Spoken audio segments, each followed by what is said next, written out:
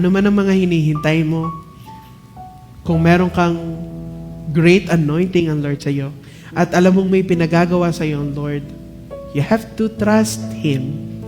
You have to trust His process. Kung saan Kanya dinadala ngayon, kung anong pinagagawa niya sa iyo ngayon, maging faithful ka, maging tapat ka. If you feel like you're anointed to lead pero hindi ka pa willing sa season na ikaw ang tinuturuan, di ba? Ang hirap. Hindi ka makakarating doon pa. Mag-submit tayo sa process ng God. At isang araw makikita natin, sasabihin natin sa dulo, ay Lord, ito na pala yun. Thank you po. Lord, I will continue.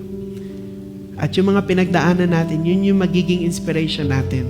Kung bakit tayo magpapatuloy, kung bakit hindi tayo titigil, kung bakit ilalaban natin ang sinimula ng Diyos sa ating mga buhay.